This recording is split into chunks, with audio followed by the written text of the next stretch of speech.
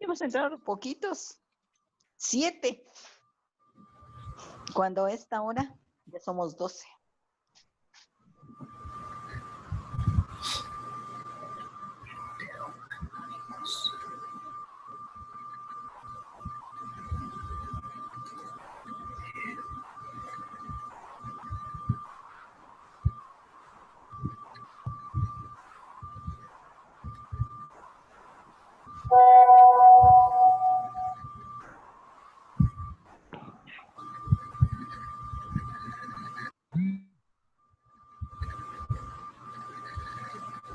Molestan.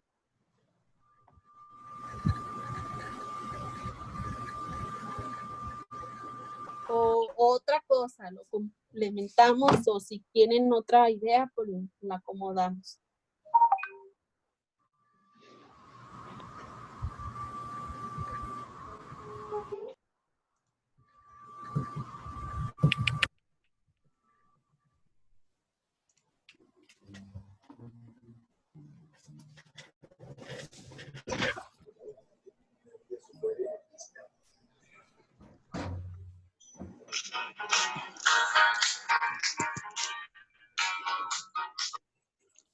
Parroquia, buenas tardes.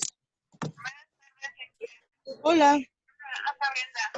Hola. ¿Qué pasa?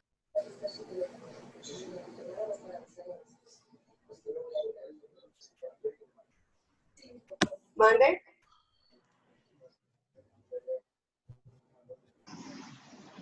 Digo que ya le toca. Está él o no. Por eso, pero ya le di un Tyler en la mañana. Ya le toca el otro. Se le quitó en la mañana. Se le quitó en la mañana. Pues bien, no sé.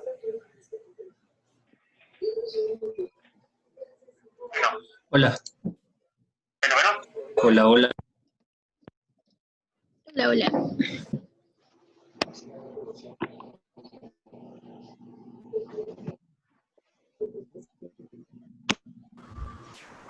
Hola, buenas tardes.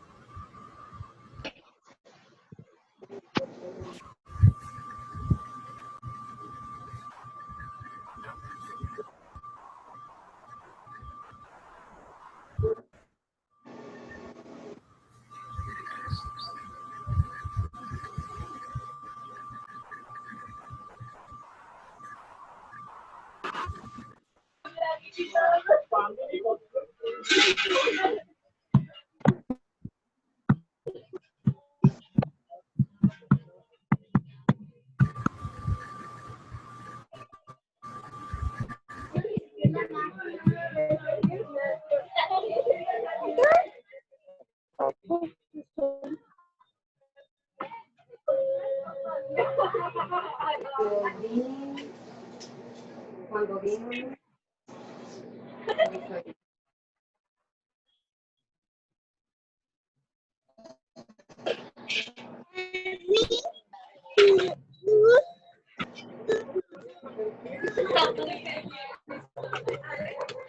Bienvenidos sean todos ustedes a esta mi parroquia digital.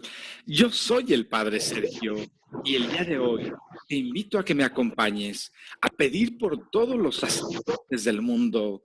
Vamos a pedirle a nuestro Señor Jesucristo que los ayude y que los cuide, y a nuestra Santísima Madre que les regale siempre una mirada de cariño y de ternura. Vamos a comenzar en el nombre del Padre, del Hijo y del Espíritu Santo. Amén. Jesús, sumo y eterno sacerdote, cuida de nuestros pastores alrededor del mundo. Mi buen Jesús, tú que eres sumo sacerdote, el día de hoy te pido por todos tus hijos que son sacerdotes católicos alrededor de la tierra. Gracias, mi buen Jesús, primeramente porque has dejado la institución del sacerdocio, porque gracias a esta bellísima vocación contamos con la Santa Misa, con la Eucaristía, con tu cuerpo y con tu sangre. Gracias, mi buen Jesús, porque te ha parecido muy bueno llamar a hombres de diferentes nacionalidades a que sean sacerdotes. Gracias de todo corazón. Pero el día de hoy, mi buen Jesús, quiero pedirte de manera muy especial que los cuides a todos ellos. En este momento especialmente, te pedimos por los sacerdotes más ancianitos. Te pido que les mandes muchísima fortaleza y muchísima alegría, porque muchos de ellos no han querido jubilarse porque quieren seguir anunciando tu palabra ante tanta falta de sacerdotes. A los sacerdotes más ancianitos, te pido, mi buen Jesús, que nunca les falte casa, vestido y sustento. Y sobre todo, mándales laicos con un buen corazón, que los puedan cuidar, que los puedan atender, que puedan estar cercanos a ellos. Te pido también que les concedas la gracia de sentirse felices y dichosos por la vocación que han escogido, para que de esta manera evangelicen con su testimonio de amor y de cercanía a todo tu pueblo santo, a todas las personas del mundo entero. Te pedimos también, Padre misericordioso, por todos los sacerdotes enfermos. Tú bien sabes, ellos incluso descuidan su salud por atender a todas las personas. ¿Cuántos santos sacerdotes hay que no se niegan a la confesión, que no se niegan a administrar la extrema unción, que no se niegan a atender a los difuntitos, que no se niegan a platicar con absolutamente nadie? A todos ellos que han descuidado incluso la salud del cuerpo, te pido que les mandes un milagro de recuperación para que puedan sentirse fortalecidos, acompañados y sanados por ti. Atiende a todos tus sacerdotes, mi buen Jesús. Dales el premio que merecen desde aquí en la tierra. Sobre todo, concédeles la salud que tanto necesitan para incansablemente anunciar tu santo evangelio. Ayúdalos, mi buen Jesús. Y de manera muy, pero muy especial, te pedimos que ayudes a tus sacerdotes que en este momento están siendo calumniados, difamados y engañados. A todos ellos ayúdales. Ciertamente tú dijiste que así como iban a recibir muchas bendiciones los sacerdotes aquí en la tierra, aquellos que te siguieran también recibirían muchísimas calumnias, persecuciones e incluso algunos otros tormentos. Pero te pido, mi buen Jesús, que los ayudes. Tú conoces su inocencia, tú sabes que ellos no han cometido nada. Te pido de favor, mi buen Jesús, que mandes al Espíritu Santo a que convierte el corazón de estas personas que están actuando en contra de los sacerdotes. Ayúdales a que se den cuenta que están haciendo un mal muy grande, sobre todo un mal a la humanidad, porque un sacerdote menos es algo muy triste. Faltan sacerdotes, faltan personas que en este mundo anuncien la esperanza, anuncien el amor. Faltan sacerdotes que nos recuerden que nada está perdido, porque Dios está con nosotros. Por eso, mi buen Jesús, ayuda a todos los sacerdotes, pero de manera muy especial a aquellos que están padeciendo a manos de personas sin escrúpulos. Escucha sus ruegos, mi buen Jesús, y protégelos de todo mal, y que pronto salgan victoriosos, para que queden libres de toda culpa y vuelvan de nuevo a anunciar la palabra de Dios. Y sobre todo concédeles la gracia de reponerse y con más fuerza y vigor anunciar que tú estás con nosotros, que tú nos amas y que tú nos perdonas. Y el día de hoy también levantamos nuestra oración por los sacerdotes más jóvenes. Gracias, Señor, por haberlos llamado, y gracias también a ellos que han aceptado seguir al Señor. ¿Le van a hacer Por cesárea? eso el día de hoy te pedimos por todos ellos. Primeramente, Padre Santo, Hoy tuvo haz cita que que ya la vivan tenían que tener enamorados hoy, de que su porque vocación, la semana pasada haz tuvo que cita, vivan y totalmente que le dijeron, apasionados porque empezó y con que con su vida llevaron porque den empezó con testimonio de tu gran contracciones y le amor, dieron un que medicamento todos ellos que sonrían y vivan muy contentos con esta bella vocación, maduró y que tengan el siempre el tiempo, pulmón la del bebé sabiduría y todo lo que y que necesitan hoy la para citaron estar para cerca del hoy pueblo de fue, le Dios. dijeron Cuídalos de la tentación. Ampáralos y protégelos a cada instante. No los desampares ni de noche ni de día. Están comenzando su sacerdocio y necesitan mucha ayuda tuya. Consuélalos ante las dificultades y dales mucha humildad cuando la requieran. Padre Santo, cuida por favor a tus nuevos sacerdotes para que sean muy pero muy felices en el bello llamamiento que tú les has dado. Concédeles una vida lindísima, rodeada de buenas personas que los cuiden y se preocupen por ellos. Padre misericordioso, cuida también a sus familias. Los sacerdotes sufren mucho cuando sus familias están mal, cuando sus papás están enfermitos o cuando hay división en medio de sus hogares. Te pido de favor que mandes a tu Santísima Madre, la Virgen María, a que custodie estos hogares y que los papás de todos los sacerdotes gocen de muchísimas bendiciones, que tengan la salud que necesitan y todo lo demás para que vivan en unidad y sus hijos sacerdotes estén tranquilos, anunciando el reino de Dios a todas las personas en todo tiempo y en todo lugar, y que tu Santísima Madre corone los hogares de las familias de los sacerdotes para que siempre haya unidad y puedan apoyar a su hijo, a su hermano sacerdote, para que siga adelante. Concede que tu Espíritu Santo sea derramado sobre todas las familias de los sacerdotes, para que tengan para ellos palabras de cercanía, de cariño, de ánimo y de empuje. Todo esto te lo pedimos, mi buen Jesús, con alegría, pero sobre todo con muchísima devoción. Y también queremos aprovechar para suplicarte por todas las vocaciones sacerdotales. Tú bien sabes, hacen falta tantos años para ser sacerdote. Así es que a todos los jóvenes que han entrado en el seminario, concédeles la paciencia, concédeles la perseverancia y concédeles vivir enamorados de su llamamiento al sacerdocio. Cuida a todos los seminarios, que nunca les falte lo necesario para comer, para vestirse y para poder estudiar. Haz que muchas almas buenas alrededor del mundo se preocupen por sus seminarios, estén cercanos a ellos y apoyen a los formadores a tiempo y a destiempo, sabiendo que lo que están formando en medio de esas paredes es a futuros sacerdotes que sostendrán a la humanidad, que le darán nuevas esperanzas y que ayudarán a que la buena nueva se expanda por todo el mundo. Padre misericordioso, cuida a tus seminaristas, atiende a los seminarios, dale sabiduría a los formadores para que sepan guiar y acompañar el tesoro que tienen entre sus manos.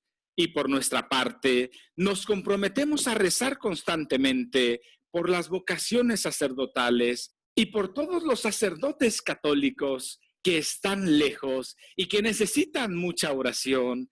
Cuenta con nuestras oraciones para estos hijos predilectos tuyos. En especial, concédenos la gracia de vivir cercanos al sacerdote de nuestra parroquia. Permítenos la sabiduría que necesitamos para saber estar cerca de él, para estar al pendiente de su salud y manifestarle agradecimiento por su entrega sacerdotal, por estar con nosotros y sobre todo la gracia de poder acercarnos a él y preguntarle de qué manera podemos estar más cerca de ti, de qué manera podemos contemplar tu santo rostro, de qué manera podemos alcanzar la santidad.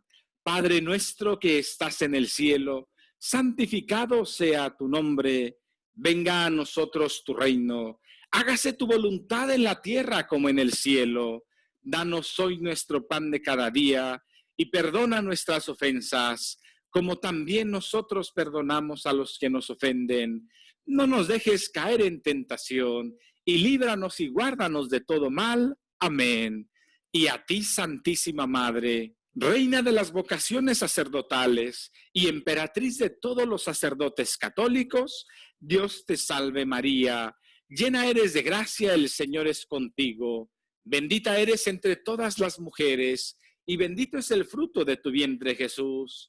Santa María, Madre de Dios, ruega por nosotros los pecadores, ahora y en la hora de nuestra muerte. Amén. Gloria al Padre, gloria al Hijo y gloria al Espíritu Santo, como era en un principio, ahora y siempre, por los siglos de los siglos. Amén. María, Madre de Gracia y Madre de Misericordia, en la vida y en la muerte, ampáranos, Gran Señora. Yo soy el Padre Sergio y esta es mi parroquia digital. Te agradezco que hayas tomado tiempo para orar conmigo por todos los sacerdotes del mundo y te recuerdo, sigue pidiendo con ellos. Esta vocación ciertamente es hermosísima, pero también es una vocación que exige mucho esfuerzo, mucha atención y sobre todo muchos sacrificios. Así es que pide por nosotros, para que vivamos enamorados de Jesús y atentos al pueblo santo de Dios, para que siempre estemos dispuestos a servir y amar a las personas que se nos han encomendado. Gracias por rezar por nosotros, que nuestra Santísima Madre te lo pague y que Dios Todopoderoso bendiga tu hogar. Nos vemos el día de mañana para seguir rezando. Mientras tanto, te deseo un día lleno de la bendición de Dios y de nuestra Santísima Madre, la Virgen María.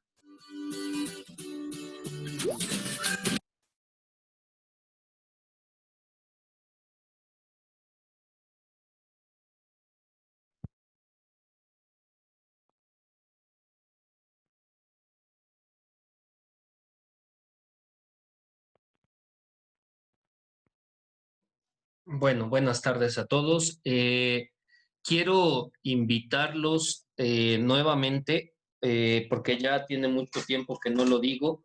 Por favor, acuérdense que inmediatamente de que entramos a la sesión hay que apagar nuestro micrófono, porque ahorita estábamos haciendo la oración y se oyen las pláticas de todo el mundo allí en medio de la oración. Yo se los invito y se los pido. Lo habíamos dicho desde un inicio. La clase no es solamente para tomar cursitos y hacer cursititis. Esto también lleva un halo de oración, un halo espiritual. Así es que si no vas a prestar atención a la oración, yo te invito a que no entres hasta las 6:15 de la tarde. Si vas a estar con pláticas banales y superficiales, te invito a que entres hasta las 6:15 o 6:20 de la tarde. Porque si vas a estar entretenido en otras cosas y no le vas a poner atención a la oración, no tiene caso tu presencia y nos estás interrumpiendo a todo el mundo, escuchando tus pláticas que no tienen nada que ver con este curso.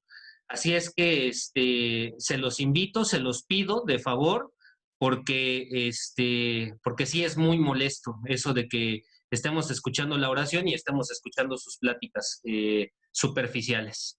Muy bien, pues ya, hasta aquí, fin del regaño.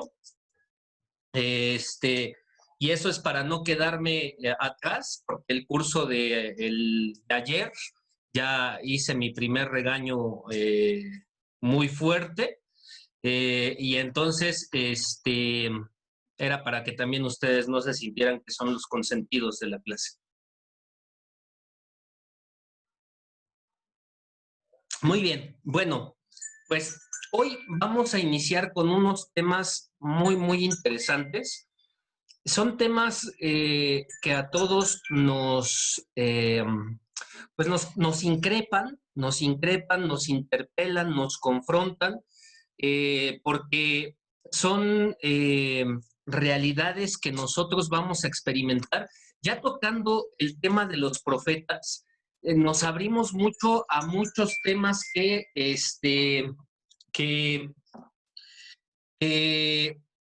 pues nos pasan a diario y que ya los profetas nos habían pronosticado o profetizado. El día de mañana, no, el día jueves tocaremos un poquito el aspecto de Jeremías. Hoy vamos a ver a tres grandes profetas que son menores, pero que no dejan de tener lo suyo, pero el día de mañana que vamos a ver este monstruo, después de Isaías, viene este monstruo que es Jeremías. Y Jeremías es una cosa, Sagrado Corazón de Jesús, muy, muy, muy, muy importante para nuestra vida y para nuestra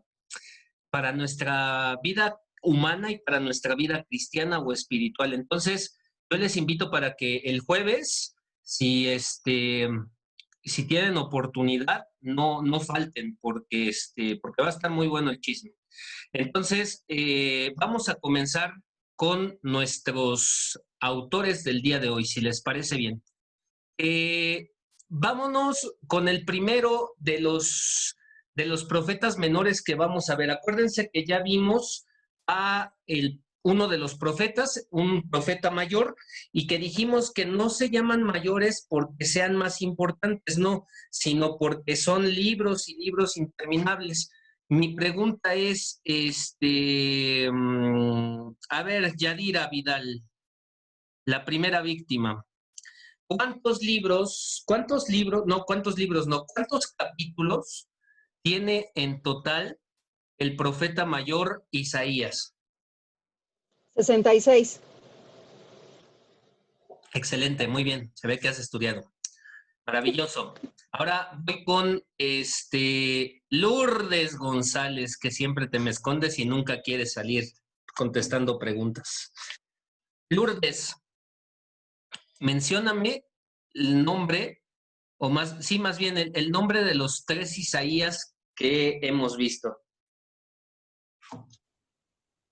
El primero es Deuteronomio, primero Deuteronomio. No. O primer Isaías. Primer Isaías, ajá, que Sí. recibe el nombre de Deuteronomio, ¿no? No. A ver, ayuda, no desactives tu micrófono, Lourdes. No. A ver, ayúdale, Marlene.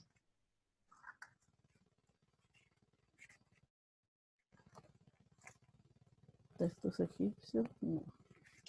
Marlene, ¿me escuchas?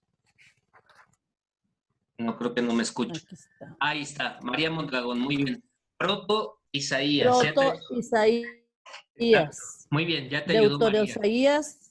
Luego. Y Trito Isaías. ¿Y el que decías cuál es? Ajá. Proto Isaías. Proto Isaías es el primero. El segundo, sí. ¿Cómo dijimos que lo íbamos a conocer? Deutero Isaías. Ok, ¿y el último? Y Trito Isaías. Excelente. Trito Isaías. Muy bien, ¿Sí? Perfecto, excelente. Deutero Isaías. Va, muy bien, gracias, Lourdes. Muy bien. Bueno, vámonos entonces. Ya más o menos tenemos el amplio panorama de estos 3 y ahora nos encaminamos a un profeta que está más o menos entre el primer Isaías, ¿sale? El profeta Amós. Bueno, permítanme tantitito.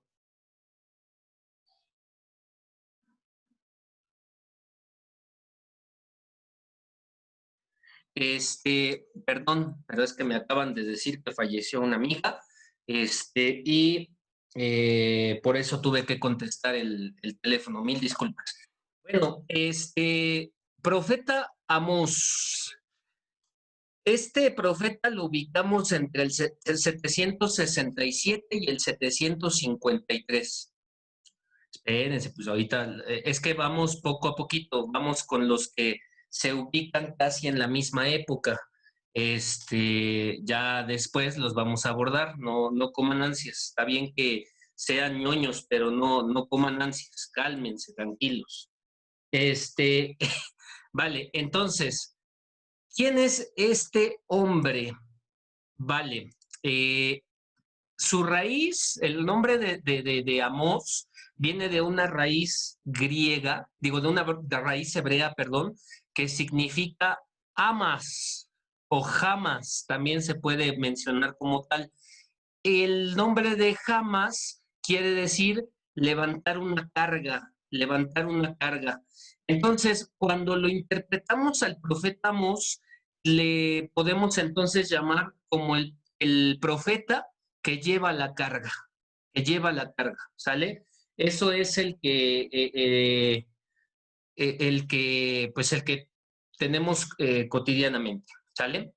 Luego, entonces, este profeta ocupa el tercer lugar en el orden de la Biblia hebrea. Ojo, este profeta ocupa el tercer lugar en el orden de la Biblia hebrea, en el orden del canon hebreo, pero es el primero entre los 4 profetas del siglo VIII. ¿Quiénes son los 4 profetas del siglo VIII? Se los adelanto. Ya vimos al primero, Isaías. Es el profeta del siglo VIII. Luego tenemos a Amós, también es profeta del siglo VIII.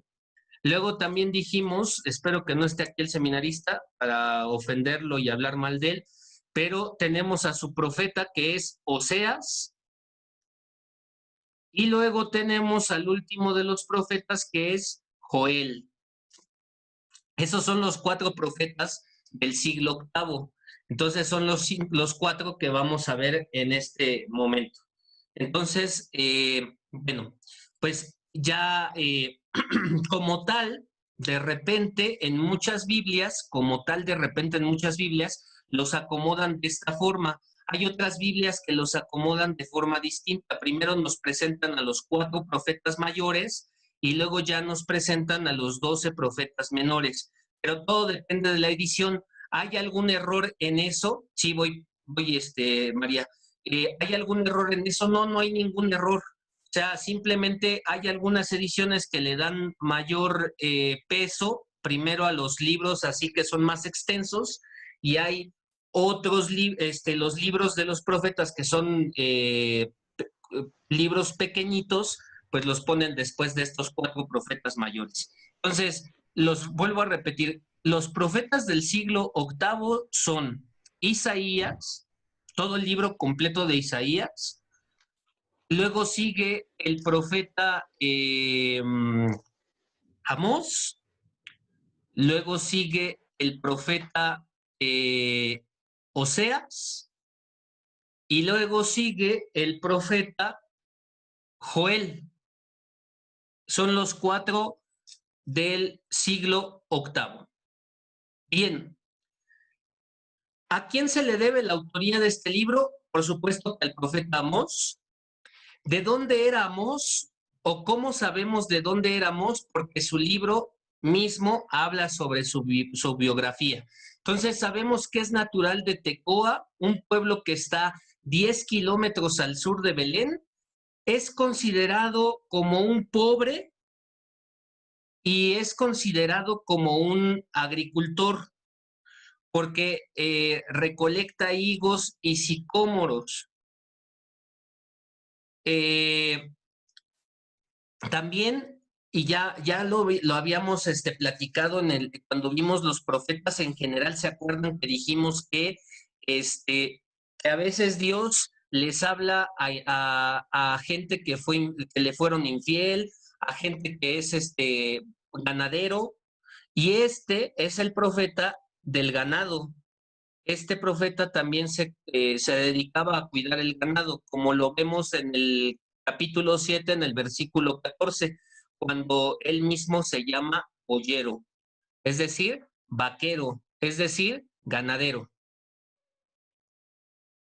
Y pues allí les puse la aclaración que son los sicómoros. Los sicómoros son higueras silvestres.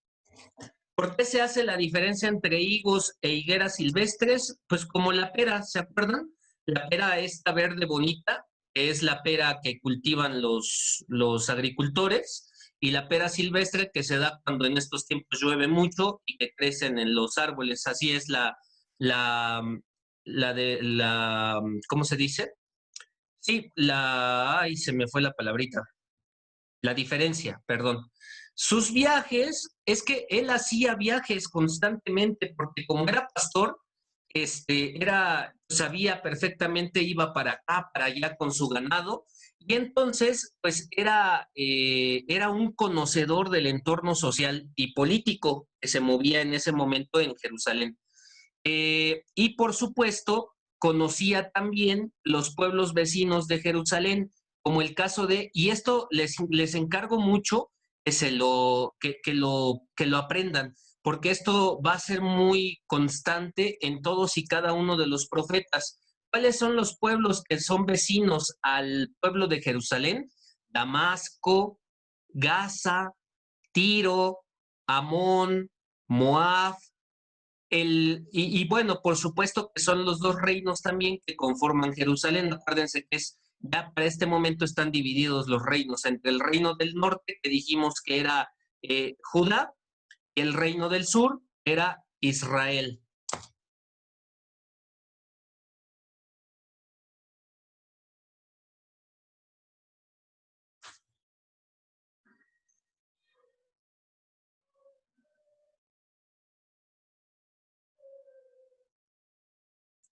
Muy bien.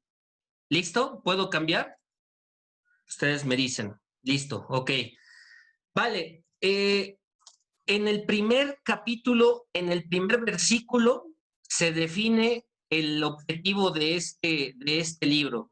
Fíjense, vamos a leer el versículo 1 en el capítulo 1, en el versículo 1. Dice, Amós, que ya están allí escritas en la diapositiva. De todas maneras, si alguien quiere seguirlo, puede hacerlo, no hay ningún inconveniente. Amós, en el capítulo 1, en el versículo 1.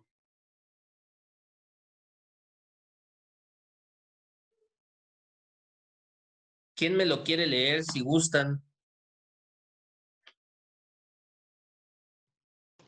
Yo, Muy bien, adelante. palabras de Amós, uno de los pastores de Tecoa.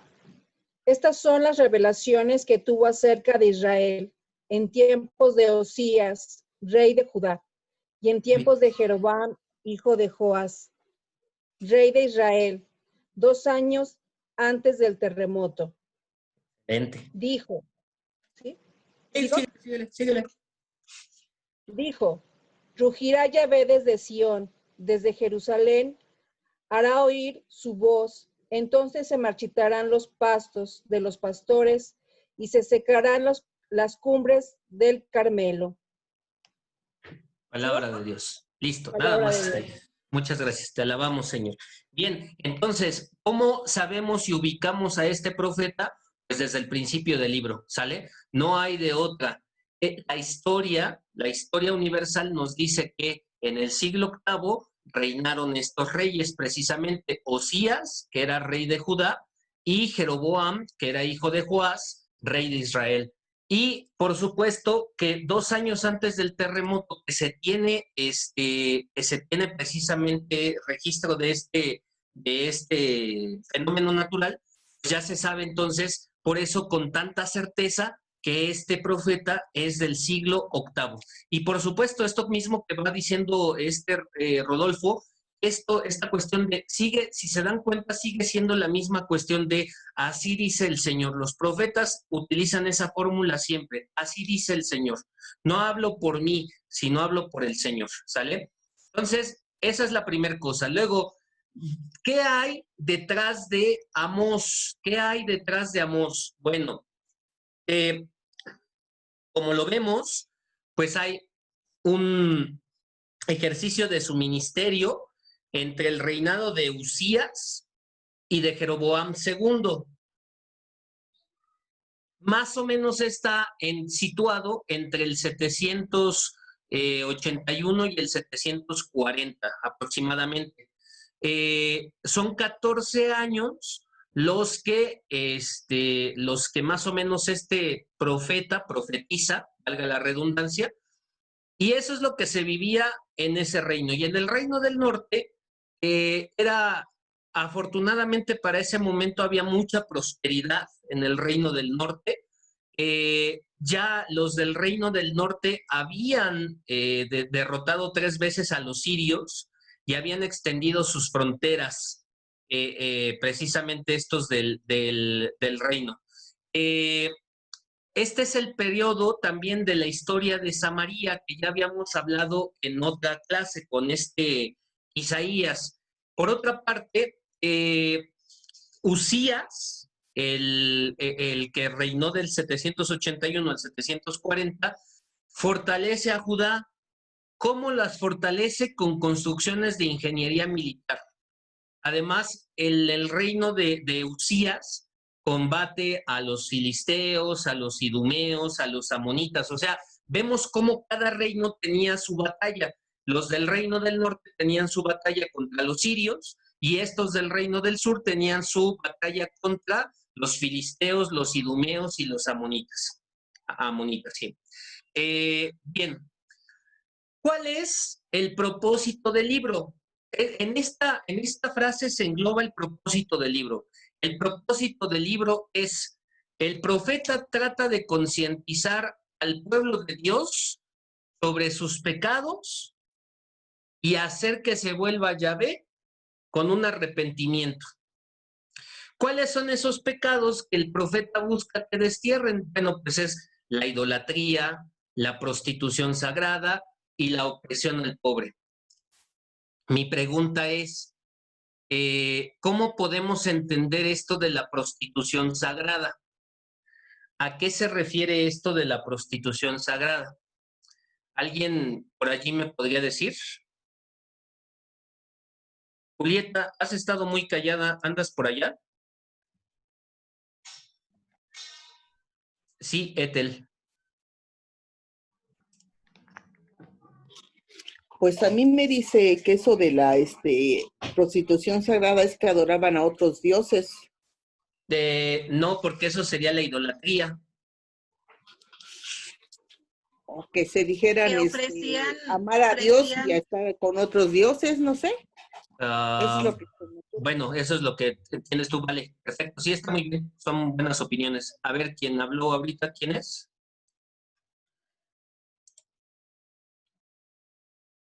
ofrecían tener relaciones con otras personas, se las ofrecían a Dios, ¿no? Algo así. No tanto esa cuestión, esta situación. No. No. Comer. ¿De los sacrificios? No, tampoco. Bueno, tenía que ver, pero sí, más o menos. ¿No? Muy bien. Bueno, vamos Sí. entonces a ver. ¿Puedo? Podría Soy ser Guillermo. que en el mismo templo que adoraban a Dios, adoraban a otros dioses. ¿Es idolatría? Ah, ok. Uh-huh. Sí, Memo. ¿No era cuando el oráculo hacían orgías? Sí. Lo Muy bien. Exacto, sí, por allí va. ¿Quién dijo eso? Miriam. Ah, muy bien, Miriam, excelente. Sí. Tiene que ver con eso. ¿Se acuerdan que ¿quiénes eran los babilonios? Tenían una cuestión de orgiástica y precisamente allí era donde en esos puntos hablaba Dios y se comunicaba con todos pues sí, con todos sus hijos, o bueno, los dioses más bien. Y aparte, puede ser que también tenga que ver con lo que dice Rodolfo en el chat, algo que ver con la compra-venta, efectivamente. Nosotros, como católicos, tendemos a un pecado que se llama la simonía. La simonía. ¿Alguien ha oído hablar de la simonía? Sí, los de catequesis ya saben qué es eso de la simonía. A ver, le voy a preguntar a Cintia Rodríguez o a Claudia López. ¿Se acuerdan?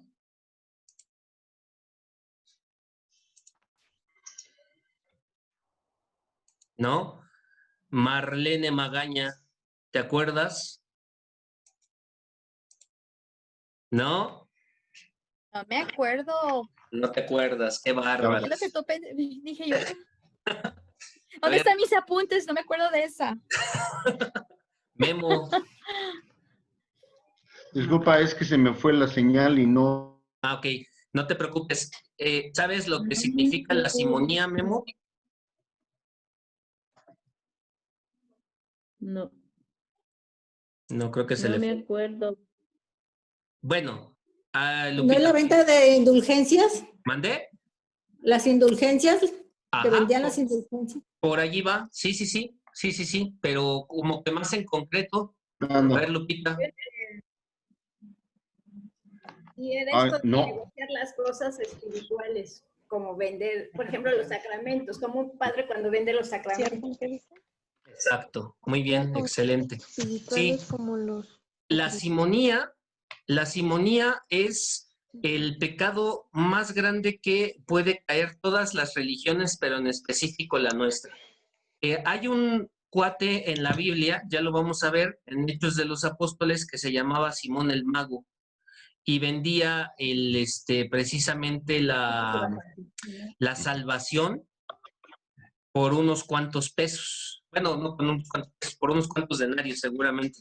Entonces, a este cuate le debemos el nombre de simonía, cuando se venden los sacramentos o cuando se venden las cosas espirituales. Entonces, por prostitución sagrada, también podemos considerar como precisamente el vender las cosas sagradas. Y también tiene que ver con lo que dijeron, o sea, sí tiene que ver con la cuestión de que se hacían orgías para entablar comunicación con Dios, o con los dioses, perdón, pero también tiene que ver con eso de que ya estaba corrompido tanto el culto que se podía caer o más bien se caía en esa cuestión de prostituir el culto, ¿no?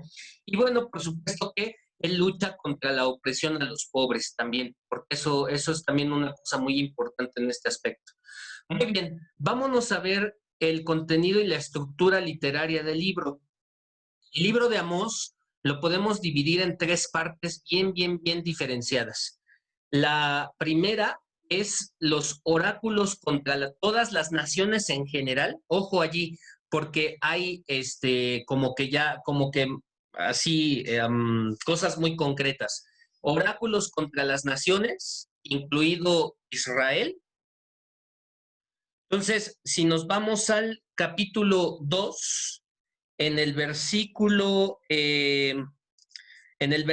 6, capítulo 2, en el versículo 6 de Amós, entonces vamos a encontrar lo siguiente. Fíjense cómo dice allí. Si quieres leernos, Juanito Vega. Dice, esto dice Yahvé, por 3 crímenes de Israel y por 4, porque venden al justo por dinero y al pobre por un par de sandalias. Muy bien, palabra de Dios. Gracias, Juan. Palabra de Dios.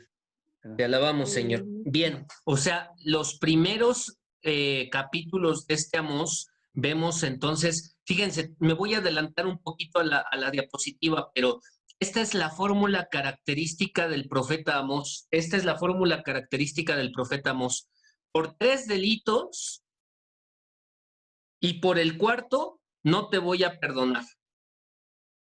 Entonces, esa es como que la fórmula. O sea, él dice, por estos 3 y por 4 no te perdonaré. Vamos un poquito más abajo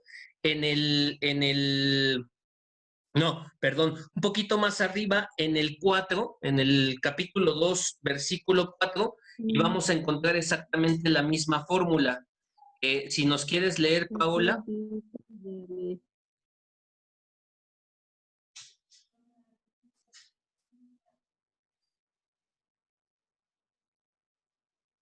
Ahorita digo, ok. ¿Quién la tiene ya? Yo, Claudia. Okay. Muy bien, Claudia, adelante.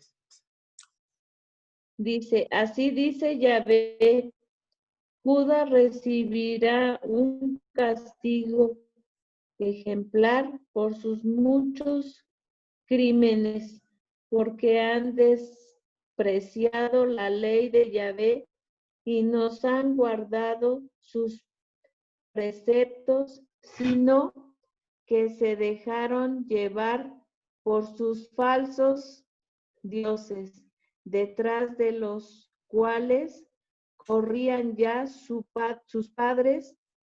Prenderé fuego a Judá y se quedarán los palacios de Jerusalén. Muy bien. Y se quemarán. Gracias, Clau. Y se quemarán los palacios. Excelente. Esa traducción de la Biblia que Sí, tiene sí, Claudia. sí, ese, ¿no? Sí, sí, es ese, perfecto. Esa traducción que tiene Claudia es otra forma de traducción, pero en sentido literal, hermanos, tendría que ser por 3 delitos y por el cuarto. O sea, esa es la fórmula de Amós.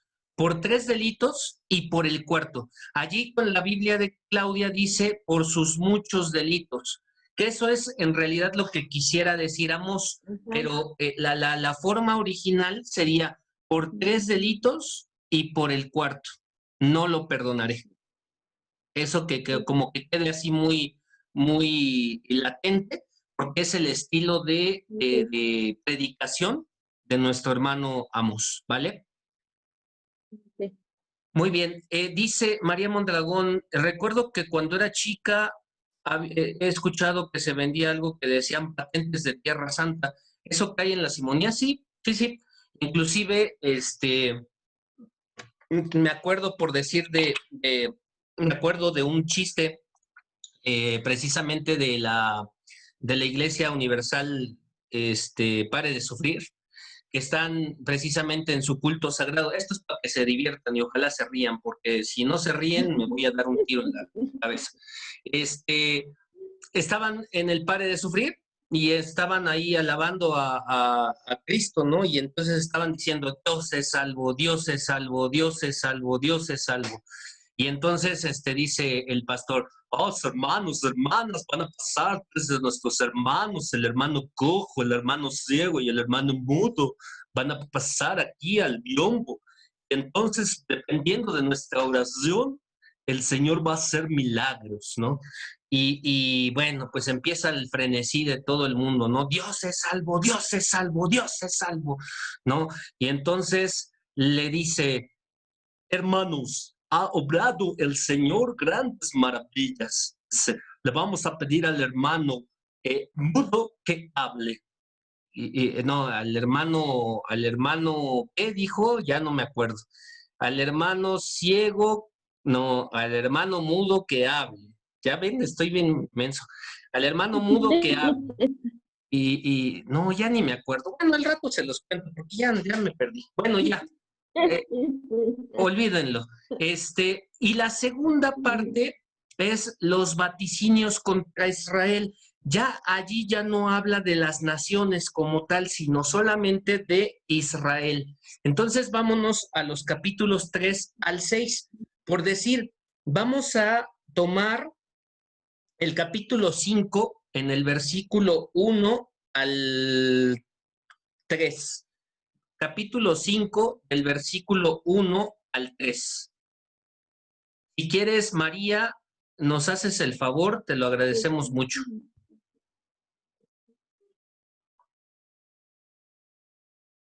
María. ¿María quién? ¿Aguirre? María tú, sí. 5:1. Sí. Escuchad estas palabras que yo entono como vosotros, una alegría, casa de Israel. Ha caído, no volverá a levantarse la Virgen de Israel. Postrada está en su suelo, no hay quien la levante. Porque así dice el Señor Yahvé a la casa de Israel, la ciudad que sacaba 1000 a campaña quedará solo con 100, y la que sacaba 100 quedará solo con 10. Palabra de Dios. Te alabamos, Señor. Gracias, María. Efectivamente, o sea, vemos entonces cómo son vaticinios. Entiéndase por la palabra vaticinios cosas que está prediciendo Amós y que van a pasar, pero exclusivamente a la casa de Israel. Entonces, vemos aquí cómo dice, va a ser un canto de lamentación por la casa de Israel, porque va a caer para no levantarse. Allí donde partieron 1000 para vivir allí, solamente van a quedar 100. allí donde partieron 100, solamente quedarán 10. O sea, se ve disminuida. ¿Y esto por qué? Porque han sido infieles a Dios. Hasta aquí parece que Amós es un profeta muy pesimista, pero entonces vamos a entrar en la tercera parte de Amós. Si les parece bien, vámonos al capítulo 8, del versículo 1 al 8. Capítulo 8, del versículo 1 al 8. ¿Quién nos quiere leer? ¿Yo? ¿Quién eres? Paola. Paola, mande. Cuarta visión. El Señor se mostró una canasta de frutas maduras y me preguntó. Aquí voy a hacer una pausa. Fíjense cómo Dios se vale del contexto también de los profetas para hablar en sus profecías. ¿Se acuerdan que dijimos que éramos? Agricultor. Entonces, ¿cómo empieza esta cuarta visión? Nuevamente nos lo lees, Pau, por favor. Sí. El Señor me mostró una canasta de frutas maduras y me preguntó, ¿qué ves, Amos? Respondí, una canasta de frutas maduras. El Señor me dijo, maduro está mi pueblo Israel, no volveré a perdonarlo. Aquel día, los cantos del palacio se convertirán en lamentos, oráculo del Señor. Habrá muchos cadáveres por todas partes y reinará un gran silencio. Escuchen esto, los que aplastan al pobre y tratan de eliminar a la gente humilde. Ustedes que dicen, ¿cuándo pasará la fiesta de la luna nueva para poder vender el trigo y el sábado para comerciar el grano? Achicaremos la medida, aumentaremos el precio y falsearemos las alabanzas para robar.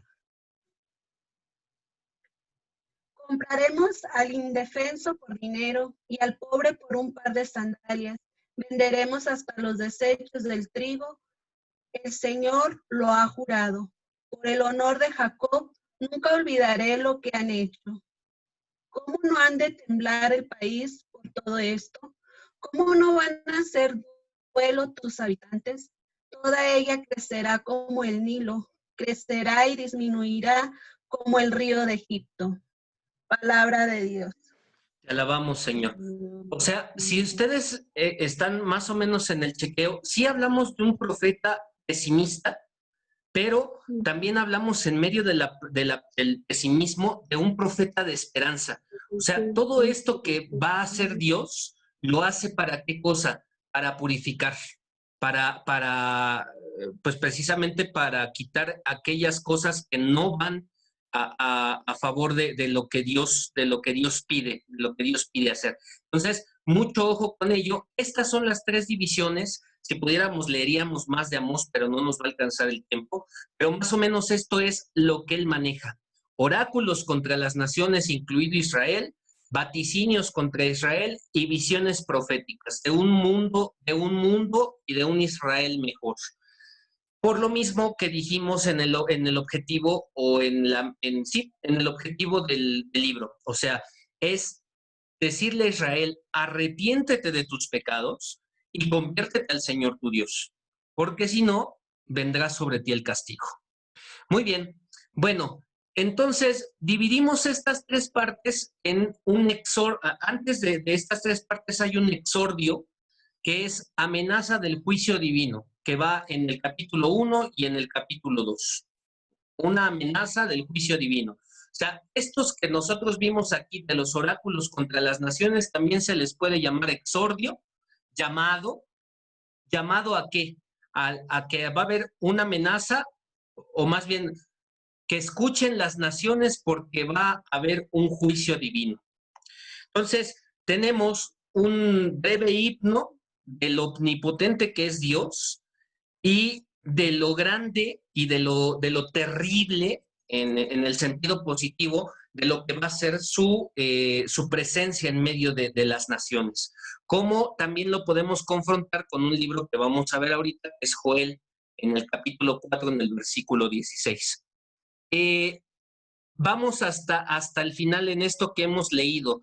La inminente venida de Yahvé, procedente desde su templo de Jerusalén para traer un juicio punitivo contra Israel. El Señor ruge desde Sión. Ya alguien nos hizo favor de leerlo. El Señor ruge desde Sión. Alza la voz desde Jerusalén. Las majadas de pastores están de luto. Se seca la cumbre del Carmelo. Aquí tendríamos entonces que estar muy al pendiente de por qué dice que desde Sión habla y desde la cumbre del Carmelo se seca. Históricamente hablando, una región que era muy rica en vegetación es la cumbre del Carmelo. Inclusive, ahora vayan a ver cuando terminemos esto los videos de José de Jesús, del Padre José, y vean el video que sacó respecto a la Virgen del Carmen en el 16 de julio pasado. Y entonces van a ver cómo es esta región del Carmelo y por qué se le asocia con el profeta Elías y por qué se asocia con la Virgen del Carmen, la estrella de la mañana.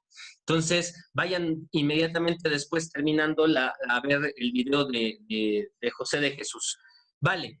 El hecho es que entonces precisamente va a venir un juicio desde Jerusalén y que viene precisamente desde el templo. Esto es muy importante. ¿Por qué? Porque el reino del sur,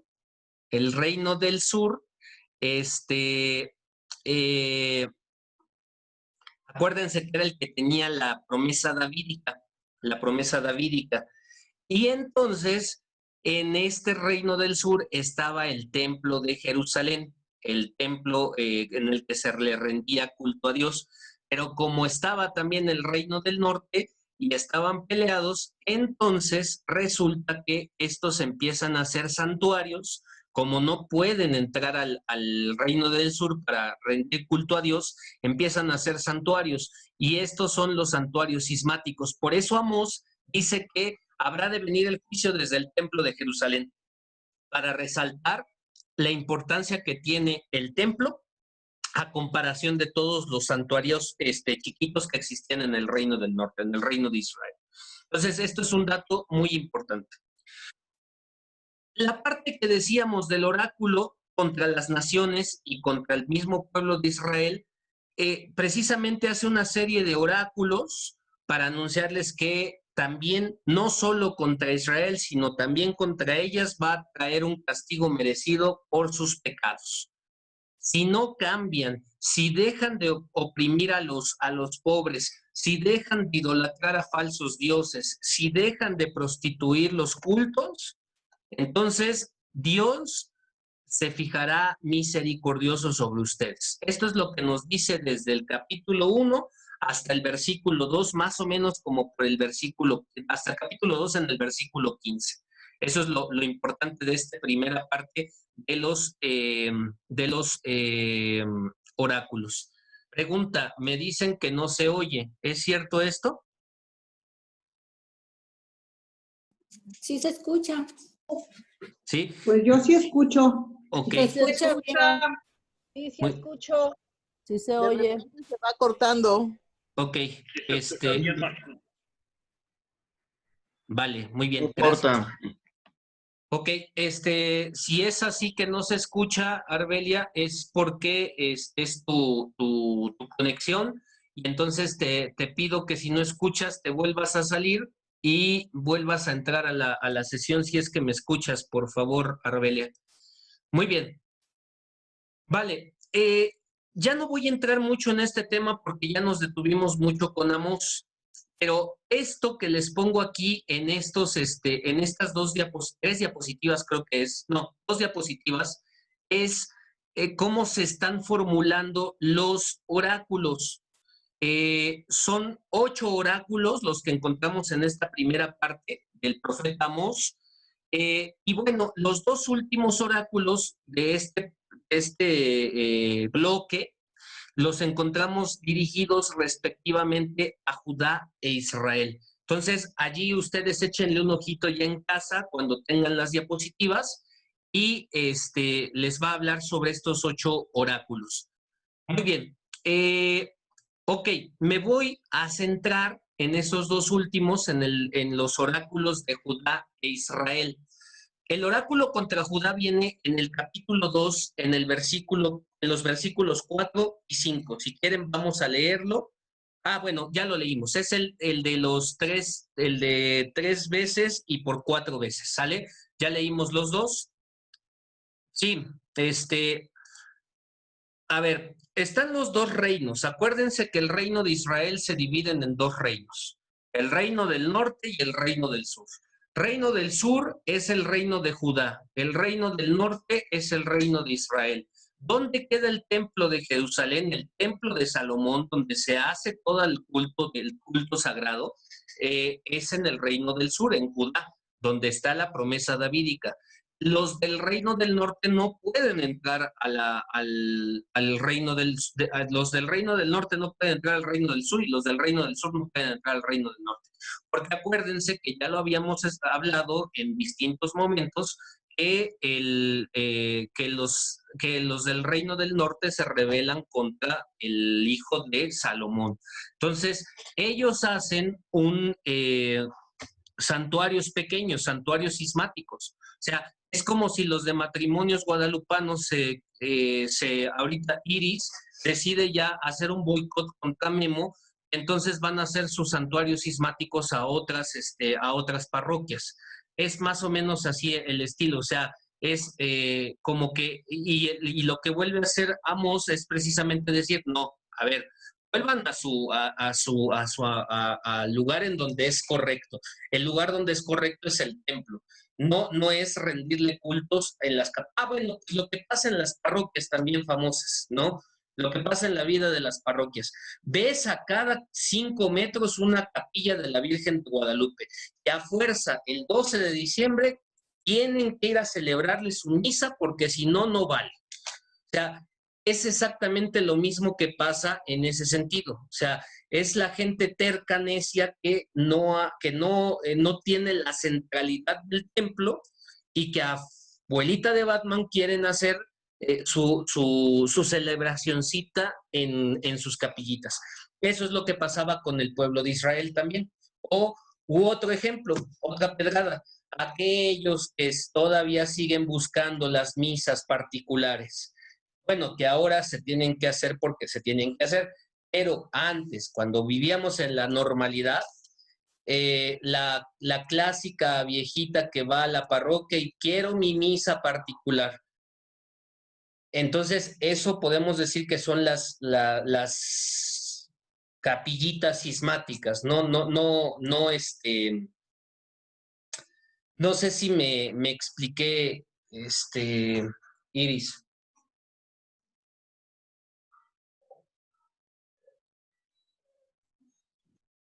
Bien, sí, muchas gracias, de nada.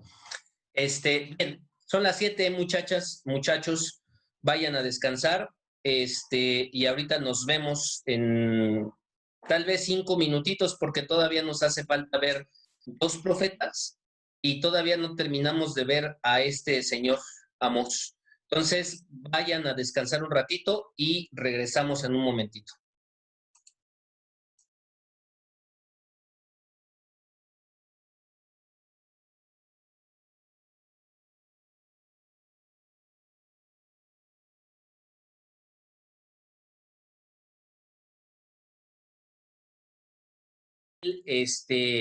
En el momento de la última cena. Y ya después viene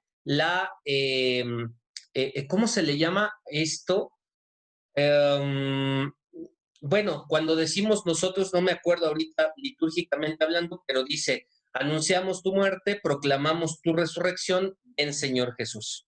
Hasta allí termina el momento. Pero bueno, lo que quería yo decir es entonces que este momento es importante porque recuerda lo que pasó en el momento en el que Cristo se reunió con sus apóstoles. Pero dicen algunos liturgistas, algunos estudiosos de la liturgia, el momento de la doxología, por Cristo, con Él y en Él, esa ya es la actualización de la consagración. Dicen algunos, no es esto no es palabra de Dios, pero dicen algunos, esta es la actualización de la consagración. ¿Por qué? Porque a través de este ofrecimiento de Cristo nuestro Señor, por Cristo, con Él y en Él, a ti Dios Padre Omnipotente, en la unidad del Espíritu Santo, ofrecemos todo lo que somos nosotros, todo el honor y la gloria por los siglos de los siglos. O sea, es como que en la consagración es la respuesta que viene de Dios al hombre, y en la doxología es la respuesta del hombre que por Cristo sube a Dios. Entonces dicen muchos liturgistas, así como le tenemos tanta reverencia al momento de la consagración y nos hincamos porque es el momento de la consagración, el momento mismo de las palabras de nuestro Señor Jesucristo, dicen los estudiosos, también deberíamos de tener la misma reverencia en el momento de esta doxología. Y al final de esta doxología, hay una parte que dicen amén, amén, amén. Nosotros nada más decimos, fíjense, nosotros nada más decimos amén, solo así.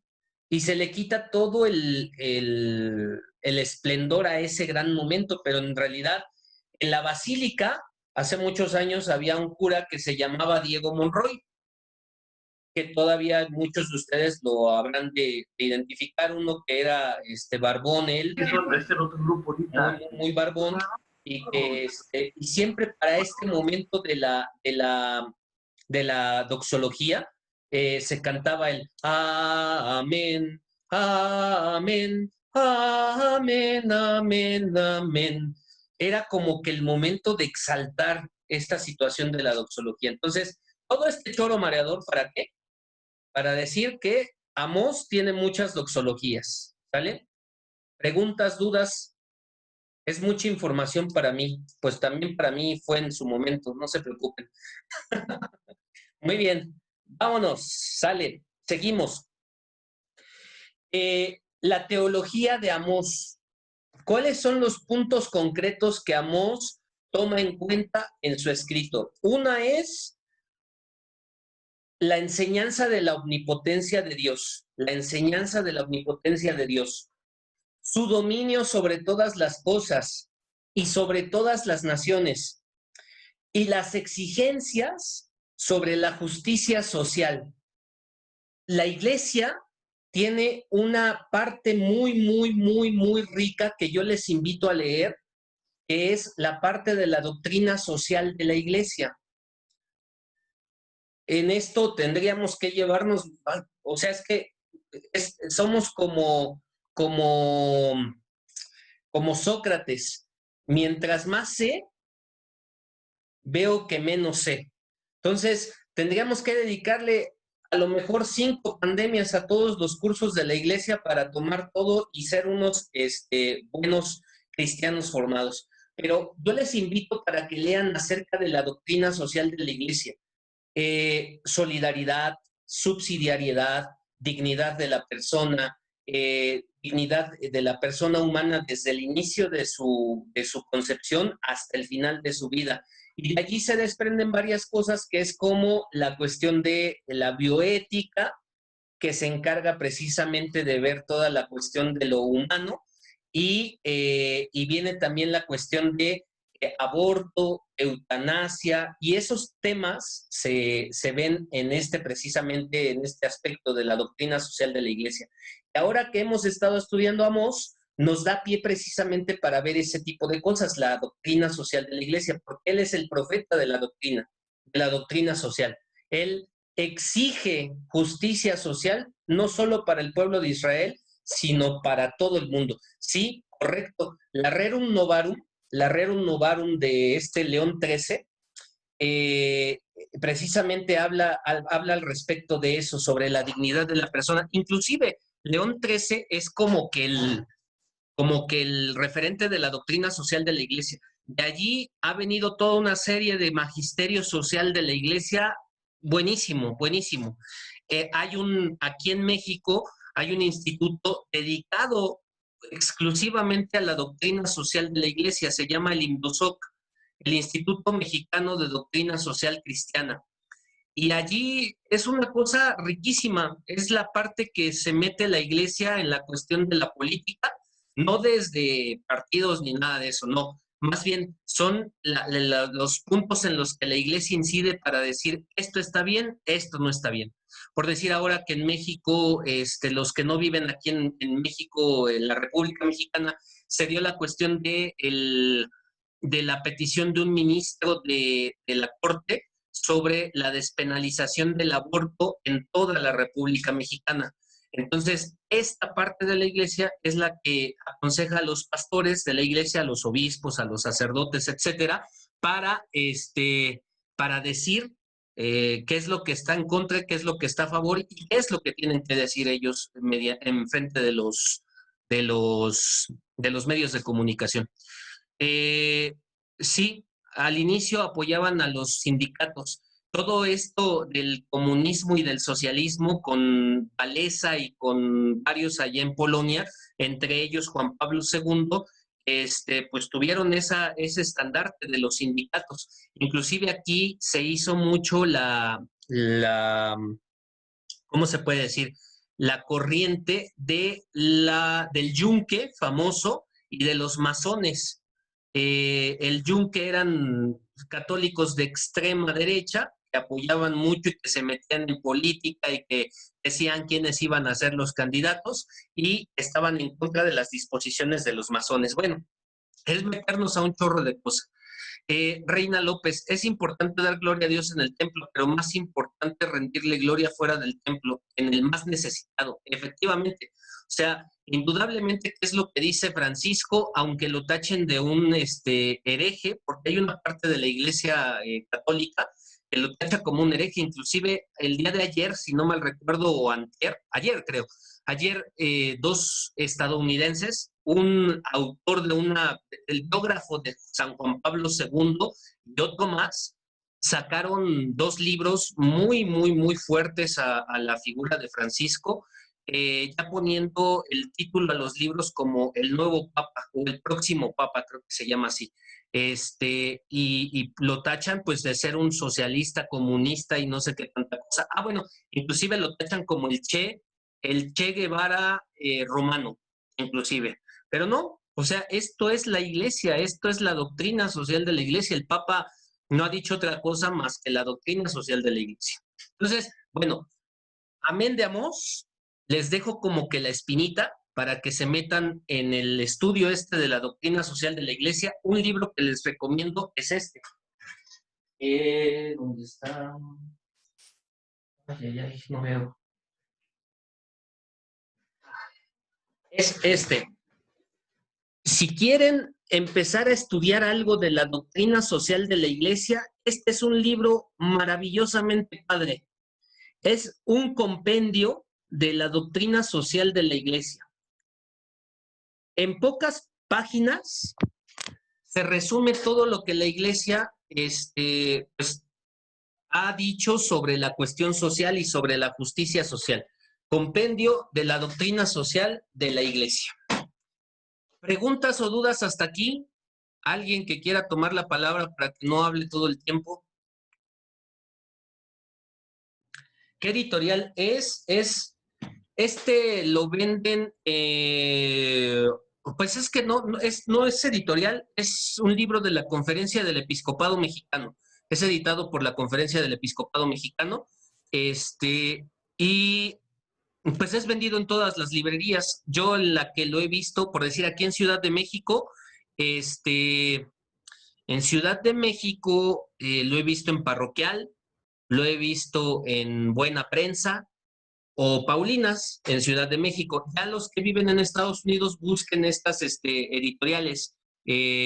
No sé qué editoriales estén allá, pero a lo mejor Buena Prensa de los jesuitas en Estados Unidos o Paulinas en Estados Unidos también puede ser que esté.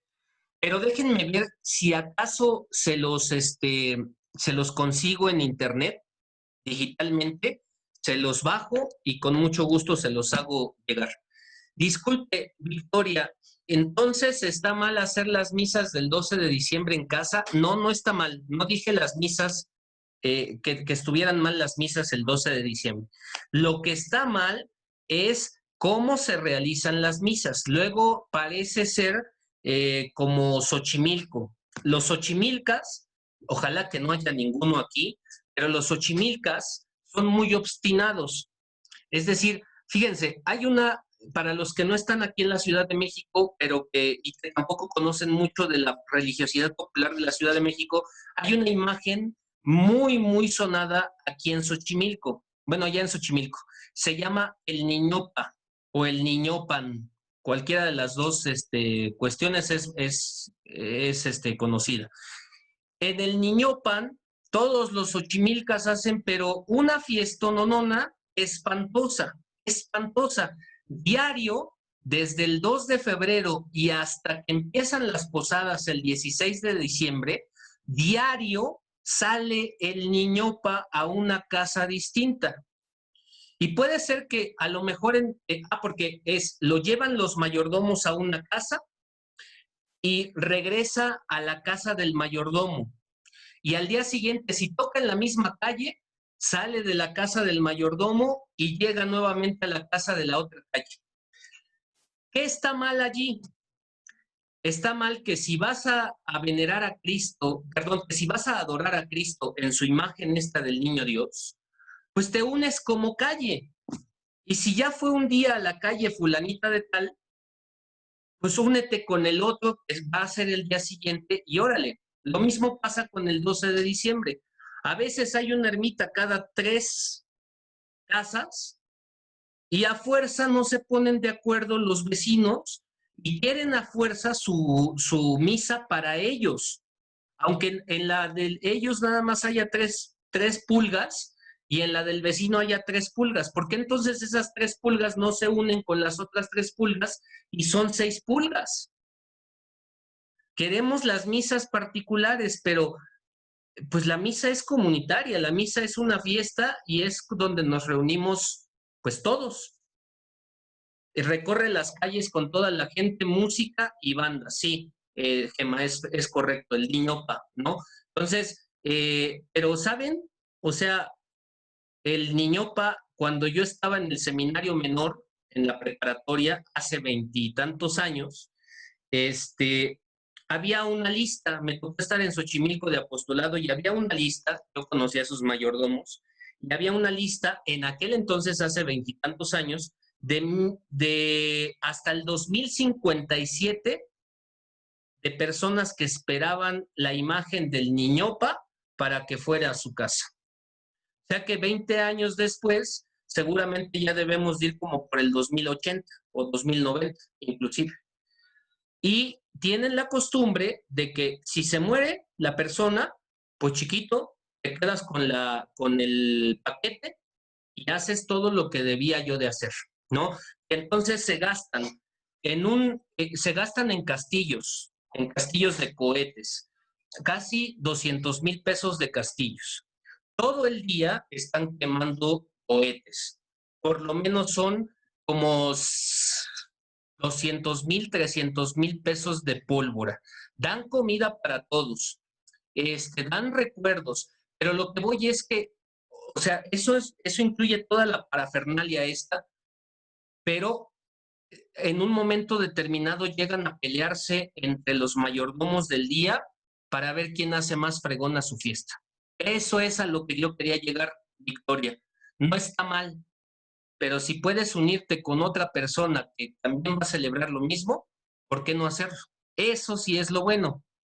Juntar a tus vecinos, que la fiesta del 12 de diciembre sea para estar con los vecinos, para hacer comunidad. Porque si tú lo haces privado, pues qué chiste tiene. La piedad se vuelve competencia, correcto. Esa es la mejor palabra, María. Gracias, siempre tú tan acertada. Muy bien, vámonos a Oseas, el profeta de muchos de ustedes, fresas. Fíjense que el libro de Oseas ocupa el primer lugar en el canon de los profetas menores, el primer lugar. El decíamos que era inmediatamente después de los profetas, del profeta Isaías. ocupa primero el primer lugar. Entonces, en muchas de sus Biblias, el primero después de los profetas mayores van a encontrar a Oseas. ¿Y por qué? Porque la tradición hebrea, la griega y la latina, así lo han visto, como que sigue un orden cronológico. Si en Amós decíamos que empieza en el 700, empieza un poquito antes inclusive. Entonces, esto lo tenemos muy, muy en cuenta.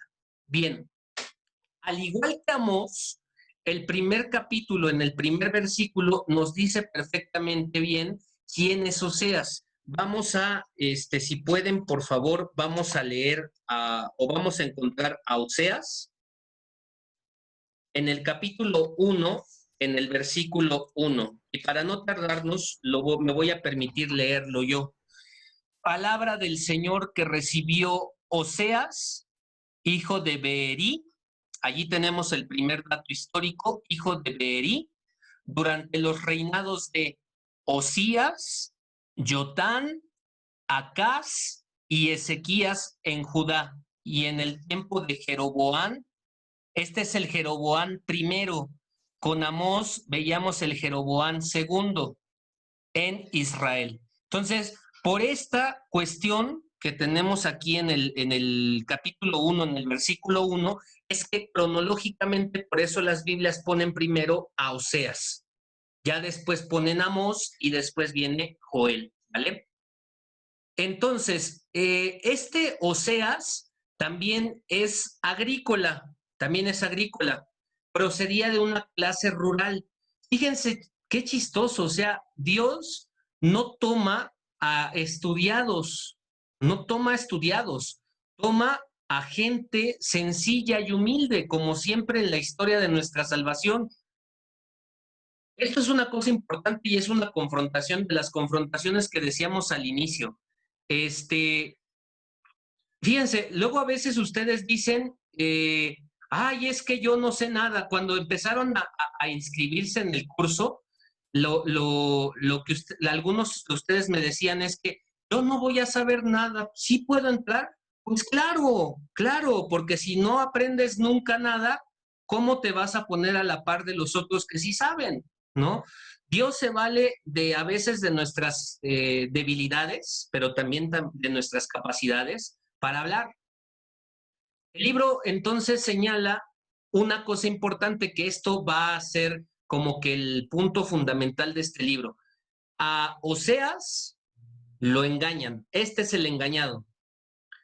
Si tuviera que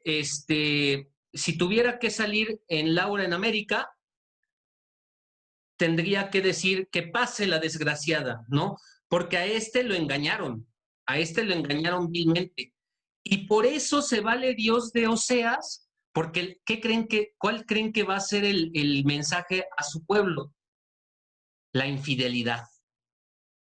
¿Quién puede hablar de infidelidad si no es el que ha sufrido la infidelidad?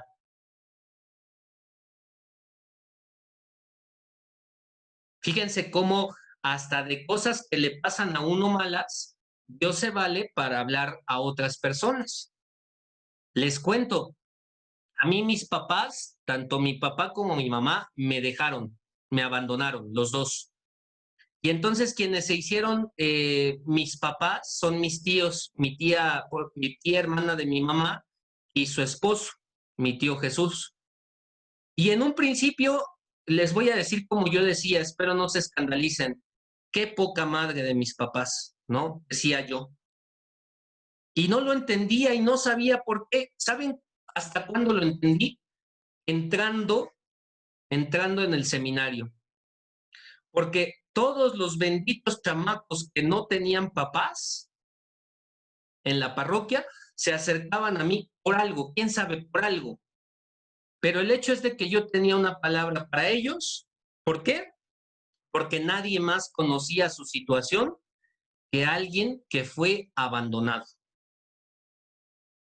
Entonces, a veces el Señor pega duro, a veces el Señor pega fuerte, pero ¿qué creen? Que de eso se vale para sacar muy buenas cosas. Así es que a rajarse a su tierra. Muy bien. El espíritu me los mandaba, sí me los mandaba el espíritu, yo creo. La historia, pues la historia se planta entre el 781 y el 686 antes de Cristo. Sí, de lo malo sale algo bueno. Decimos una amiga y yo que Dios tiene humor inglés. Sí, definitivo. Como decía Santa Teresa de Jesús, si así tratas a tus amigos, entonces no quiero saber cómo tratas a tus enemigos, ¿no? Entonces, sí. Aquí ya le mando otra. Ja, ja, ja, ja, ja. Muy bien. Sale. Oseas habría vivido tanto en el periodo de la descomposición social y religiosa que precedió los últimos años del Reino del Norte. Ya se marca nuevamente un poderío asirio que ambicionaba, así como lo habíamos dicho, esto ya lo habíamos tratado en Isaías, el imperio asirio ya ambicionaba tener potencia en todo el mundo conocido en ese momento del Medio Oriente. Entonces, en este momento de la historia es que Oseas se mueve. Yahvé, en este caso, en la parte religiosa, Yahvé sigue siendo adorado, pero pasa a ser un dios principal en un panteón de dioses, ¿sale? Entonces, esta es la característica de la profecía de Oseas.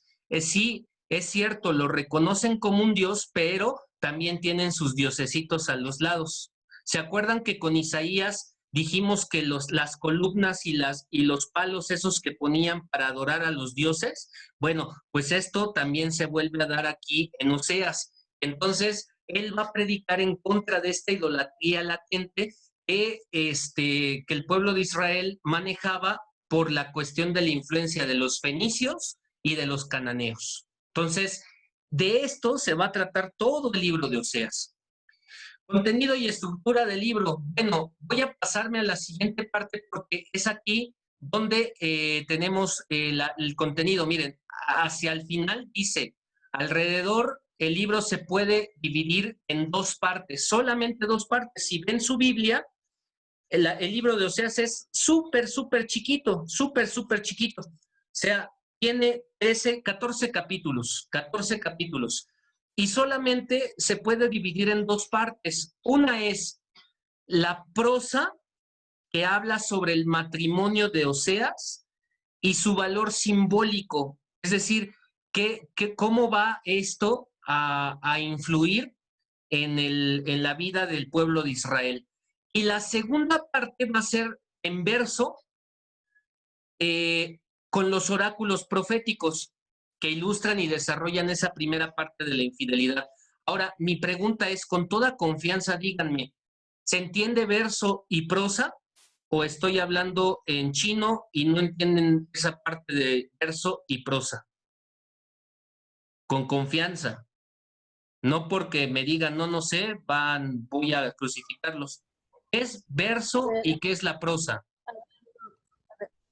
Gerardo, Mande. yo entiendo como que la primera parte, su problema que traía el matrimonio es lo que él narra en la primera parte. Y luego ya la segunda parte es donde él ya como que lo asimila y le ayuda a estar cerca de Dios. Así lo entiendo yo. Ok, sí, perfecto. Esa es la prosa y los oráculos que él hace. Porque ya cuando él asimila que la mujer lo deja, él ya como que ya se une a Dios y ya empieza a dar la palabra. Y es donde entran los oráculos, ¿verdad? Ok, sí. Bueno, a ver, la prosa es la forma en como nosotros hablamos comúnmente escrita. O sea, siempre que nosotros, por decir, leemos un periódico, un libro o cualquier escrito, esa es la prosa, ¿sale? El verso es el que ocupa la poesía, ¿sale? La poesía. Entonces, cuando digan que un libro habla en prosa, es que está hablando está siendo escrito como hablamos, ¿sale? Y el verso es, pues así, la forma poética. Voy a poner un ejemplo burdo para que me lo entiendan. Verso. Verso. Fíjense, voy a hablar en verso. Ajá, sí, Gemma, exacto. Voy a hablar en verso. Sale como un héroe contento de la alcoba después de haber disfrutado a su esposa, que estaba bellísima, con sus pechos abundantes y sus leches y mieles sabrosas. Eso es el verso. La prosa. Me la tragué completita y estaba, papacito, mamacita. Ajá. ¿Se entiende la diferencia entre prosa y verso? ¿Sí? Vale. Entonces, es eso. ¿Cuál es el mensaje teológico de Oseas? El mensaje teológico de Oseas, el Cantar de los Cantares, sí, pero el Cantar de los Cantares es en prosa. Digo, perdón, en verso. O sea, es una manera muy elegante de utilizar un lenguaje sexoso. Porque antes de que se me espanten, el libro más sexoso, si todos están, ¿cómo se llama? Evadiendo ver de repente a la muchacha prominente en pecho y al muchacho prominente en nacha. La Biblia vamos a leer un verso muy sexoso, como es el Cantar de los Cantares. Nada más que nos lo arreglan en tipo poema. El Cantar de los Cantares inclusive es comparable con el Kama Sutra. Bueno, comparable, es otra cosa distinta, pero tiene ese tinte como el libro sagrado de los hindús. Muy bien. ¿Cuáles son los temas teológicos que aborda Oseas? 1, la imagen nupcial. Esta es la mejor definición de toda la Biblia. La Biblia, toda, completa, está escrita en un lenguaje nupcial,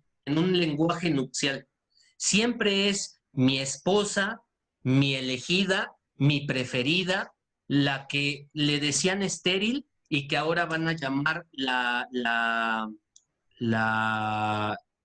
¿cómo se le dice? Si era estéril, la que procrea, la que tiene hijos al por mayor. La Biblia está armada en un lenguaje de esposo y esposa, y es el lenguaje que van a tomar después, gracias, sí, y es el lenguaje que van a tomar los padres de la iglesia y la iglesia posterior a los padres de la iglesia entre Cristo y su esposa, la iglesia. Así como en la Biblia es la relación del pueblo con Dios nupcial, Cristo y su iglesia también es una relación nupcial, ¿sale? Por eso es que Oseas nos habla desde su experiencia. La experiencia matrimonial de Oseas, la de un amor no correspondido y traicionado, surge en su libro para que también de esto se valga Dios para decir, yo te amé, yo te procuré, yo te di la tierra prometida, ¿y tú con qué me pagas? Adorando a otros dioses y teniendo injusticia en tus acciones.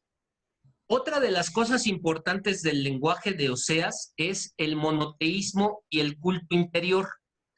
1, para Oseas, ¿se acuerdan que con Amós es para Jerusalén y para las naciones? Con Oseas es un Dios exclusivo de Israel.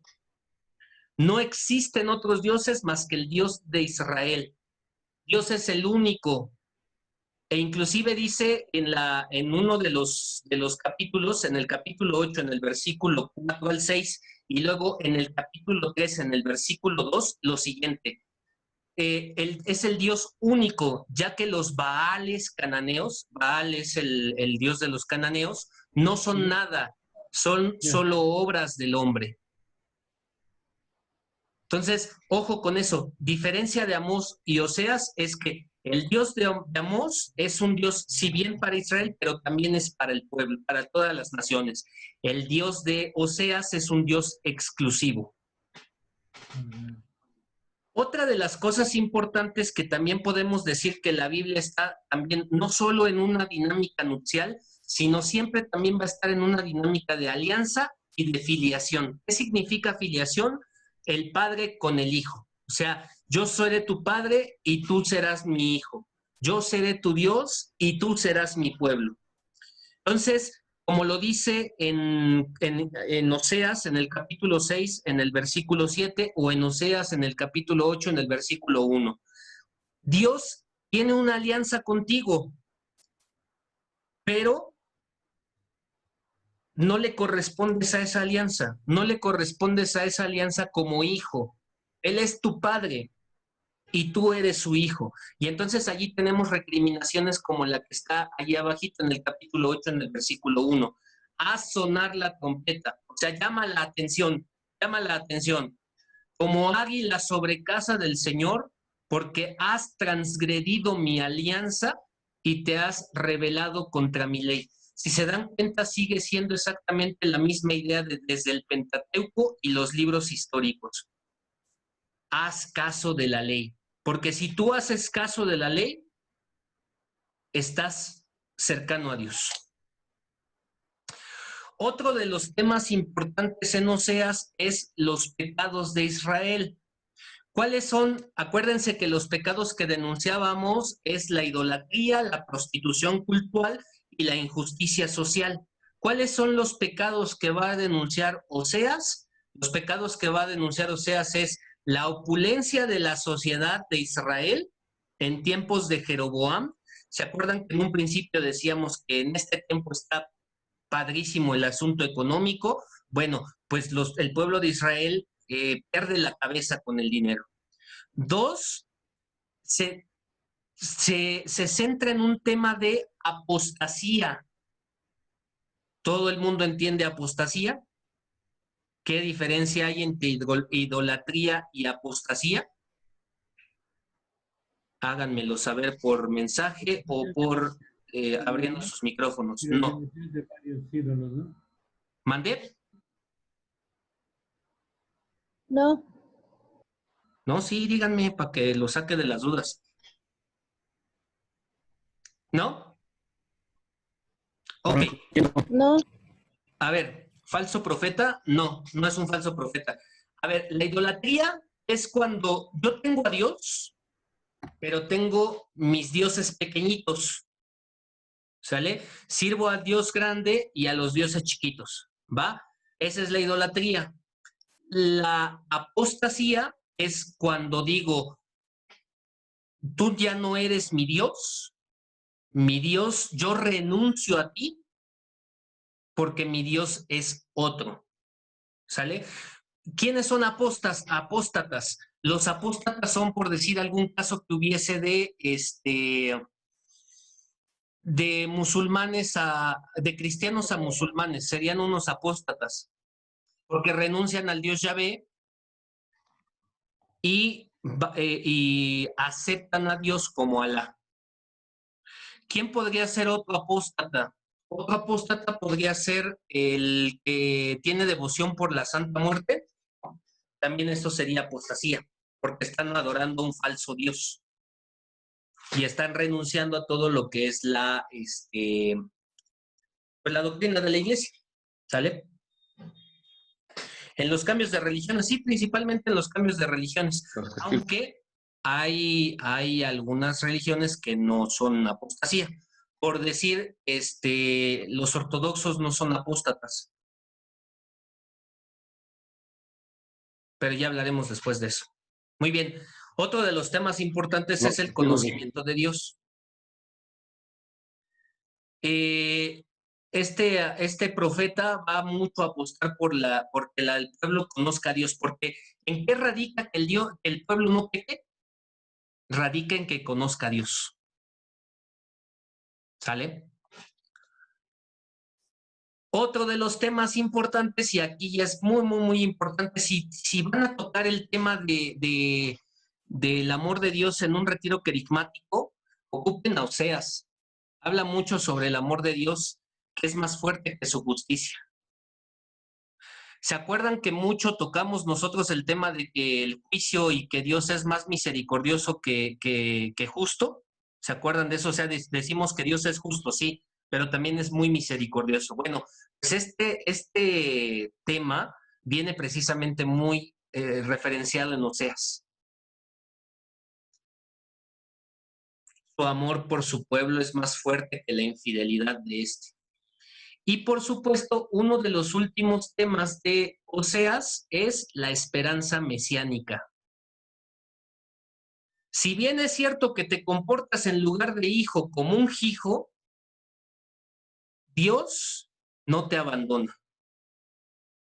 Y allí tenemos el capítulo 2 en el versículo 19 al 22, que les voy a leer como tal el versículo o los versículos. Retiraré de su boca los nombres de los Baales y nunca más serán invocados por su nombre. Aquel día sellaré un pacto en su favor con la bestia del campo, con el ave del cielo, con el reptil del suelo. Arco, espada y guerra los quebraré lejos de esta tierra y los haré reposar en lugar seguro. Ya fíjense cómo es esta doble valor. Por un lado se muestra un Dios fuerte, y por eso les puse aquí esta imagen. ¿Se acuerdan? Creo que ya lo habíamos tocado con ustedes, ¿no? Esta imagen, bueno, no es esta la imagen como tal, pero es la imagen de Rembrandt. ¿Sí ya lo habíamos comentado con ustedes o no? Lourdes, ¿te acuerdas que ya lo habíamos comentado o no? Ok. La imagen de Rembrandt, vayan ahorita, o bueno, de una vez se las busco. La imagen de Rembrandt, fíjense, está aquí. El hijo pródigo de Rembrandt. Okay. Muy seguramente ustedes ya han visto esta imagen. ¿Y dónde está? Muy seguramente ustedes ya han visto esta imagen. Muy lento mi internet. Bueno, ¿sí la alcanzan a ver? Lourdes, no te duermas. Ya vamos a terminar. ¿Esta imagen sí la han visto en algún momento de sus vidas? Sí. Esta imagen es de un artista que se llama o que se apellida Rembrandt. Es una imagen muy hermosa y es lo que figura Oseas en su libro. Porque si se dan cuenta, de este lado de esta mano está una mano muy finita y de este otro lado hay una mano muy gruesa. Es la doble personalidad de Dios. Y no por decir que Dios está loco, no, sino es la doble personalidad de Dios. Es decir, una mano que reprende cuando tiene que reprender y una mano que acaricia y ama cuando tiene que acariciar y amar.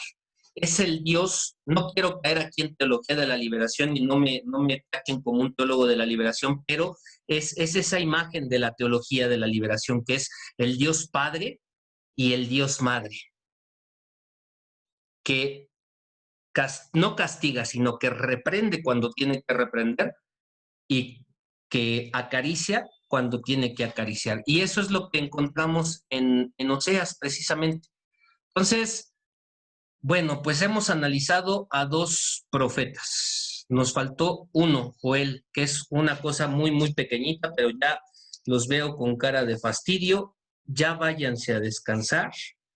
Joel lo vamos a ver el jueves. Son 4 capítulos nada más, muy, muy, muy chiquitos, muy, muy, muy chiquitos. Y si Dios nos presta vida, nos vemos el próximo jueves, si Dios quiere. Vamos a rezar por nuestros hermanos difuntos. Dale, Señor, el descanso eterno y luzca para ellos la luz perpetua. Que descansen en paz, así sea. El alma de nuestros hermanos difuntos, por la santa misericordia de Dios, que descansen en paz, así sea. Gloria al Padre, y al Hijo, y al Espíritu Santo, como era en el principio, ahora y siempre, por los siglos de los siglos. Amén. Les invito para que en un momentito, quedan 2 minutos. En este momentito de silencio, vamos a traer a nuestra memoria a todos nuestros hermanos que han muerto. En el grupo de WhatsApp, los que están incluidos al grupo de WhatsApp, hemos mandado a algunos de nuestros hermanos que ya no están con nosotros. Y hay muchos de nuestros hermanos que regularmente estaban en este curso y que por este tipo de situaciones, de hermanos que se están muriendo día con día a causa de esta pandemia, no han podido estar con nuestros cursos. Vamos a pedir por ellos. No sabemos nombres concretos de los otros. Tal vez no sabemos nombres concretos de los otros, pero sí sabemos que hay muchos, muchos muriendo. Ya son más en México de 50,000, en Estados Unidos más de 150,000. Pidamos por ellos. Y en el mundo, pues yo creo que ya van más de 500, de 600,000, no tengo el dato exacto. Pero vamos a pedirle a Dios que esta pandemia ya tenga fin. Vamos a pedirle a Dios para que menos de nuestros hermanos mueran, porque es triste estar viendo esta situación. Es triste estar viendo cada día en la televisión cómo estos hombres y mujeres, niños, niñas, ancianitos, mueren por la intransigencia, a veces de nosotros, o por la intransigencia también del gobierno que no ha tomado las medidas necesarias para poder parar esta pandemia. Escucha, Señor, nuestra oración por todos tus hijos que han muerto. Concédeles el descanso eterno y que brille para ellos la luz perpetua. Que descansen en paz, así sea. Y por tu preciosa sangre, Señor, los has redimido, que los perdones te pido por tu pasión dolorosa. Dulce Madre, no te alejes, tu vista de nosotros no apartes. Ven con nosotros a todas partes y nunca solo nos dejes. Ya que nos proteges tanto como verdadera Madre, haz que nos bendiga el Padre, el Hijo y el Espíritu Santo. Amén. Pregunta, y no quiero sonar muy egoísta ni mucho menos. ¿Les está sirviendo la oración que se está haciendo diariamente? Si no, para ya dejarla de hacer. Pero si les está sirviendo, si por uno les sirve... Sí. Sí, ok, bueno. Muchas gracias. Mm, Ok, Gemma, ¿querías comentar algo? Muy bien, A mí sí me sirve mucho, gracias. muy bien. Gerardo. ¿Quién es la que la pasa a los viejitas? Ah, Miriam, ¿verdad? Para reflexionar en nosotros mismos. Yo, Miriam. Ah, ya. Bueno, salúdame a tus viejitas entonces. Muy bien. Miriam. Gemma, ¿tenías algo que decir? Hola, buenas noches. Hola. Buenas noches. Algo que me mandó del examen de conciencia. Ajá. Pero es que a la hora de abrirlo me aparecen las páginas todas chuecas. O sea, me aparece la 3, la 40 y tantos, la 5, la... Ah, ok. Entonces, pero ahorita que ya lo abrí, ahorita ya lo veo, pero pues sí está todo enredado. Ok. Nada más eso quería comentar. Lo vuelvo a mandar. Sí, con mucho gusto. Lo vuelvo a mandar, claro. Gracias. Y léanse los libros que les he estado mandando. Tienen bastante tareita para que aprendan a confesarse y para que aprendan el valor de muchas cosas que hay dentro de la iglesia. Descansen, gracias. los angelitos. Buenas noches y hasta el jueves. Buenas Bye, bye. noches. Buenas noches. Buenas noches a todos. Buenas noches, hasta luego.